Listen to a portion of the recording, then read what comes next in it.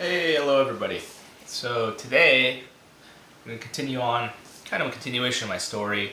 I'm going to talk about how I got to my current kind of, so to say, money philosophy.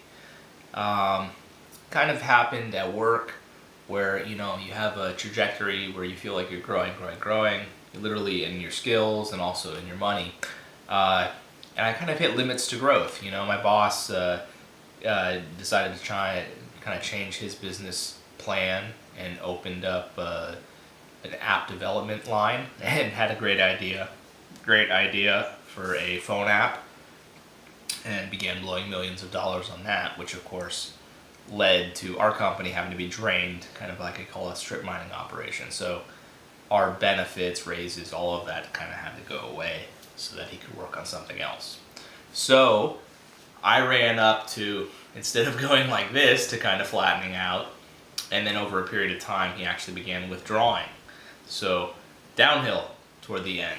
So I call it limits to growth. I had to, my plan of continuing to grow, hit a roadblock. And the first thing you guys are all thinking are, well, okay, then why didn't you go get a different job? So that point in my life, I had one kid, and we were planning on having another kid. And it's a lot of work to have children, and getting them to and from daycare, and all the other things that have to happen. So a decision was made. I sent out a ton of resumes, and probably well over 100. And this was probably during not a great time to be looking. Simultaneously, kind of the job turn was, whole economic downturn was going on, and I was looking with a lot of other people looking. So, bunch of resumes out there, and persistence pays off. The words out of their mouth was, we saw your resume so many times, we had to meet you. And they actually called me in because they saw me applying for so many jobs. This was over at Kaiser. That they called me in for interviews, and they liked me. But what the realization was that the good jobs were going to be, a commute, at least an hour commute probably to cities of various distances away. Let's say an hour to an hour and a half each way, which is, everybody does that, and I would prefer not to if I could avoid it. So I had a job currently that was 10 to 15 minutes away from my house, which is beautiful. I can't stress how important it is to live close to your work if you can. So we ran into that where I basically was asked, let's make a sacrifice, make it work. It's good money. It's not terrible money. And even if you don't get any more raises, we can make it work. My job's doing well. So, as a couple, we made a decision that I was going to tough it out and make it work. So I did. So that was going kind of downhill. And if you're stuck in a situation where you're not happy, and not only is there not extra raises, I'll go into that in other videos about kind of work stress and kind of interesting things that your bosses will do and how you can deal with it. So getting pressure to do more work than you should as a secretary, while getting a secretary wage and being stuck at a secretary wage with no hope of ever making any more that you ever made. So that is a stressful situation. So I had to start coming to terms with it, and I have a very wealthy friend who manages even wealthier people's money and does accounting for them. And he has a saying, it's not what you make, it's what you spend. Because he deals with so many people who are literally multimillionaires making incredible, he manages people who are getting, like, what do you call them, trust fund kind of people. You're getting a stipend of money your entire life. And they're living stipend to stipend, like people are living paycheck to paycheck, except they're millionaires, right? They're living in multi-million-dollar mansions, and they might as well be poor folk, except they're at a higher level. But if that faucet even got turned down just a little bit, that lifestyle would no longer be possible. And I was right there too. I am, at a certain point in my life, definitely paycheck to paycheck, and so I had to kind of reel in my expectations in life versus reality and kind of, bring it all together and make it work and not feel bad about myself. So I had to reset my expectations. you know, because I was in a situation where I was going to have to tough it out for a while, and going and finding a more lucrative job that made more money was not going to be an option. And so, made it work. So how did I do that? What I did is I went out and started watching YouTube, just like you guys are. And I watched a lot of different things. I had you had an unhappy work situation, you might as well make some happiness out of it. And, I'd watch YouTube and make the day go by a little better with the YouTube. And so I found out about, I think a couple, we're going to kind of get into the people that kind of coalesced my personal philosophy. So, there was Mr. Money Mustache. I found out about him and listened to a lot of what he had to say, listened to him being interviewed on a lot of people's YouTube channels and audio podcasts, and went to his website and kind of looked into what he was doing. And I believe he was the one who mentioned a book called Your Money or Your Life. And he called, I'm not the original Mr. Money Mustache. He said this other person was the original Mr. Money Mustache. And so the authors of Your Money or Your Life, I believe his name was Joe Dominguez and Vicky Robin. You'll have to look it up. The book is definitely called Your Money or Your Life. And they have it's kind of like a self-help steps to financial freedom kind of a thing that they do. And one of the things that they had in there that I found interesting, which is not actually their original thought, I heard it later on in additional research. Really great book is Walden by Henry David Thoreau. And if you're like me, I have trouble sitting down and reading a book. What I did was I went out and got the podcast. And they have the entire audiobook. You can just listen to it. And it's a long book. You don't have to listen to the whole thing. The first chapter on economy has a wealth of good things. My favorite quote from that is, "The people lead lives of quiet desperation." And I would say that's sure true. And he talks about people doing penance in a million different ways, watching his villager friends work. So the core nut concept we're getting to is your wage, right? You trade your life for a wage. You trade the time in your day for a wage. And your money or your life gets into a pretty big detail, right? They say, figure out what time do you have to start in the morning. Like, let's say you didn't have that job. Figure out what time you start getting ready for the job, the commute, the actual time at the job, the commute home, and even the time it takes you to unwind from the job, and figure out your true wage, right? Because your hourly wage is not your actual hourly wage. Did you have to wear a t-shirt and shorts to go to your job? Did you have to bring a nice wardrobe? Factor that into your overall cost, and you're going to come up with a true hourly rate. You might make $30 an hour, and when you run all the math on it, the commute time and your wardrobe cost and car costs and all of that, and your $30 an hour job goes down to $15 or $20 an hour in reality, and that's taxed. Beyond that, figuring out the actual logistics of the actual wage is pretty staggering, but your wage is not your wage.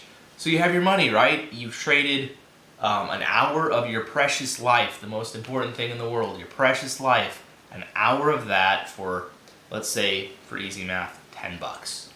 And you're going to go out and you're going to buy something. And before you go out and buy it, make sure that thing was worth you giving up that hour of your life. And I'm going to take their concept a step further here. And they kind of do it by the time it takes you to unwind. But I'm going to say a lot of folks work at a job that they're not very happy at. And they have to deal with folks there that make their life kind of very unhappy.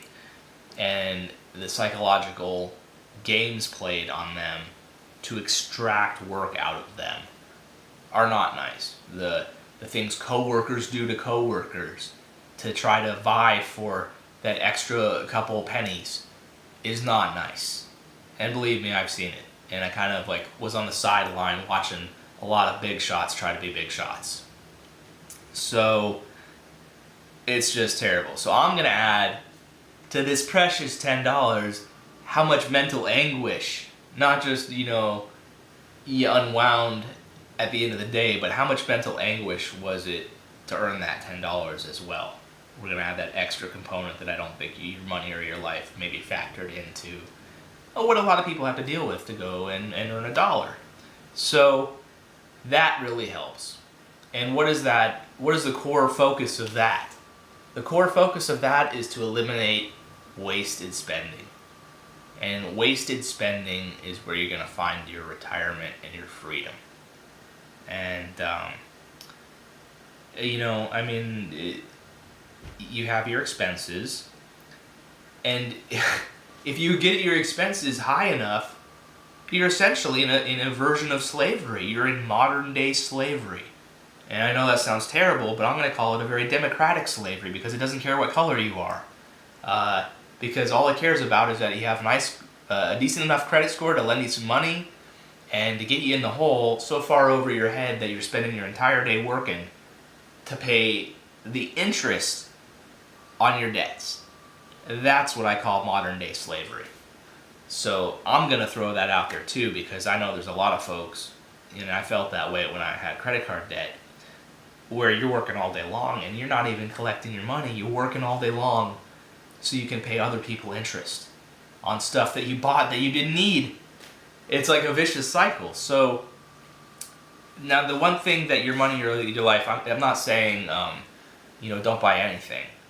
What they try to focus on is make sure that thing that you bought was worth that precious bit of time of your life.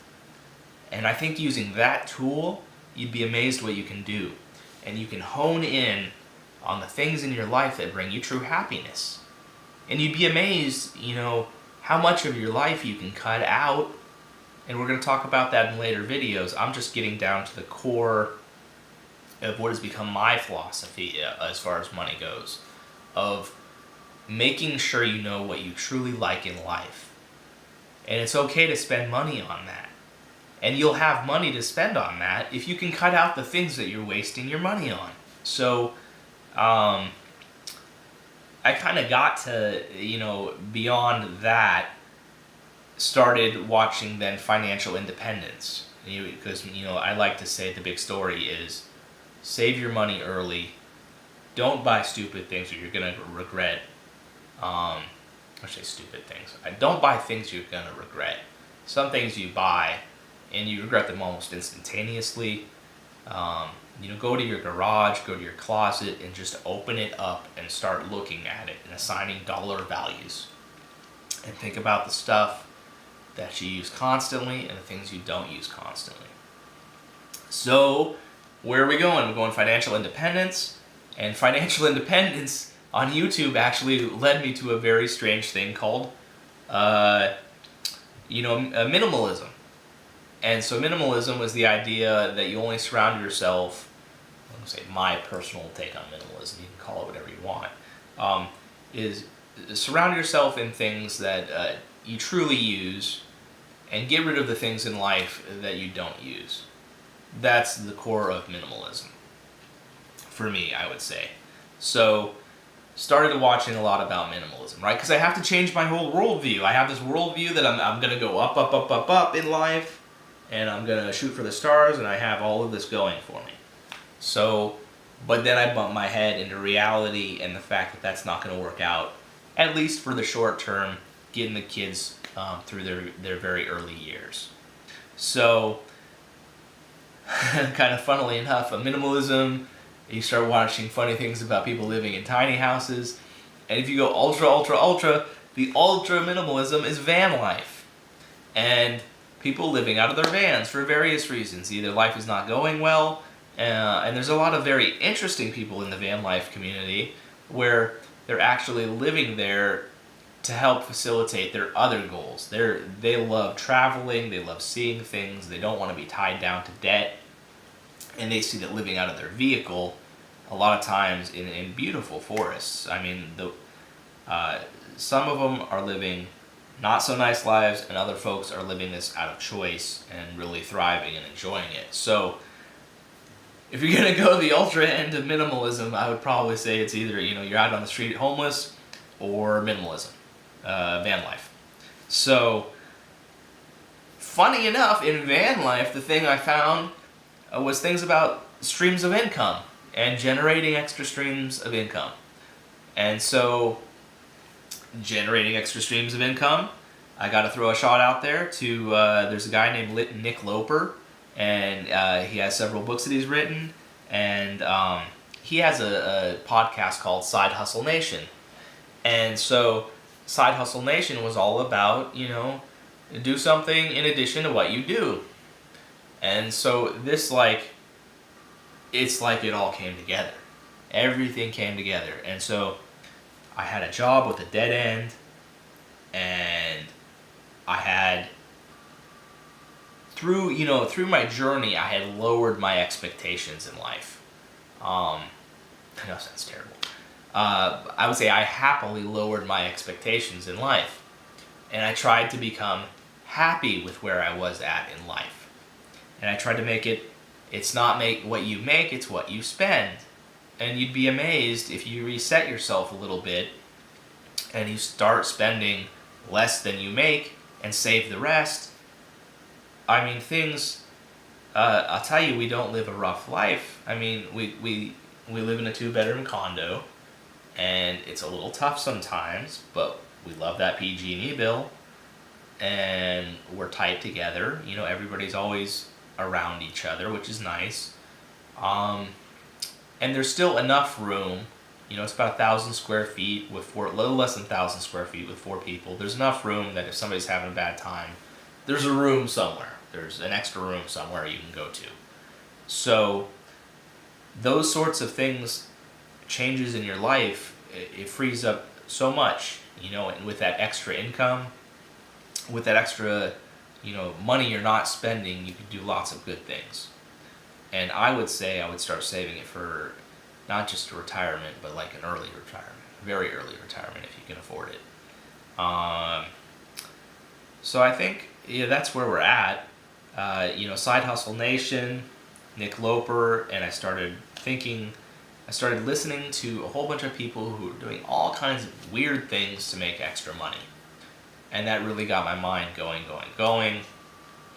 And it was funny enough, I started thinking about one line of business, and then, almost 90% down the road to starting that business, I said, you know what, maybe I don't do that and I do this. And that's where I ended at today. And I think the biggest thing was to do it. And to just get started, So this is I'm trying to keep the video kind of focused here. And let's stop there maybe, because the core nugget I want to get on this video is you trade your life, and this goes back to, I don't want to say I'm stealing it from Your Money or Your Life, because Your Money or Your Life people stole it from Henry David Thoreau. And I'll tell you, Henry David Thoreau was a big fan of ancient philosophers, especially ancient Asian philosophers, and I'm going to say that he probably stole his philosophy. If you listen to or read Walden, you're going to hear him at some point talk about trading your time, your life, for money. And that's the oldest known, area where I can hear where that was first mentioned. So it was probably Henry David Thoreau was the first written down mention of it. And it's a great core concept. You trade your precious life for a little bit of money. And make sure whatever you buy in your life is worth that hour of your life, or hours and hours and hours of your life that you're trading for that thing that maybe you're going to throw away, or the second you get home it's going in to the closet. Maybe you're not even going to take the tag off of it. Who knows? So the core concept, Dan, where am I going to find money to save money? I'm in the hole every month. I want you to look at your spending. I would say probably the first thing is to detail your spending, right? I know it's like going on a diet. You got to write down what you ate that day. And it does two things for you. you write down what you spent your money on, and if you could do it, it's going to be hard to even do it for a day, but I say you got to do it for probably a month or so at least. You got to track your spending for a month. Where is your money going? And look at the things, write them out, and when you see them in black and white, you're going to be amazed that you're looking at them. You're going to say, did I really spend $150 on coffee last month? Are you kidding me? So, I'll give you a little teaser of, we're going to go through money saving tips in another video. Look at spending money on coffee, you going out for coffee. Now, you don't have to sacrifice, right? I don't think life should be a sacrifice. You can still have your coffee, but you know what we do? We like Pete's. We go over to Pete's, you buy a half pound of beans. You know what they give you when you buy a half pound of beans? A free small coffee. And you could spend $1 or $2 extra and upgrade that to a fancy coffee. And then you can have a coffee every so often. Then you take your beans. You could buy as little as a half pound and you still get that free cup of coffee. But let's say you buy a half pound or a pound of beans. Or even better, you forego that free cup of coffee and maybe you find it at a warehouse store and you get the same coffee for very little money. So you take your beans, you go home, and we like a French press. So you take your French press, you make a coffee in the morning. I could buy Hershey syrup, we buy nice organic milk, and I guess you could get as fancy as you wanted, but you get to start into spending way too much money to save money. So we're keeping it real simple here. We're not frothing milk. We're just having, I like kind of having a sweet coffee drink, so throw some syrup in there, get some really high quality organic milk, and some high quality coffee that I've done in a French press. And I have something very, very close, as far as I'm concerned, to what I spent $5 for over at a coffee shop. Except for, the $10 I bought a whole sack of beans. And that's going to make a lot of cups of coffee for me. So, things like that. Get that list going, and you're going to see where all the money goes. And you're going to start seeing things in life that you can cut out and augment. You either say, I can do without that, and I can do without that and sacrifice that for the future, for knowing that I can cut out a couple things in my life, and that's great. If you can just cut it out completely, that's going to save a ton of money. You don't want to live a minimalist life, you want to still enjoy your life, I understand that. So see if everything you're spending, if there's a way to augment that a little bit. Things like the coffee. Instead of going out for coffee, you make your coffee in the morning. It's easy enough to have a nice French press, and it makes delicious coffee. So we're going to wrap it up at that. You're trading your life for money. Okay? Understand that. And I'm going to add the extra concept of you're trading your mental health potentially for that money. Here's your time of your life and your mental health for money, depending on what kind of environment you're in to make that money. So keep that in mind, and that'll start reining in your spending. Thank you very much, everybody. Have a good day. I think we're going to keep the videos rolling here, and we'll see if we can start getting into some additional money-saving tips. I want to start getting into areas where first thing is you need to get out of debt if you're in debt, and then get a little bit of, this is all standard stuff. Get out of debt if you're in debt, get a little bit of a savings, short-term savings, so that an emergency comes up, you're not going to be back in debt. And once you're in that position, then long-term savings and retirement savings. So that's the goal, and the way you get there is not spending money on things you don't need. And I think everybody, unless you're at a subsistence wage, you're going to find, and if you run that month of spending, you're going to find a ton of things you spent money on that you didn't need to. Thanks, everybody.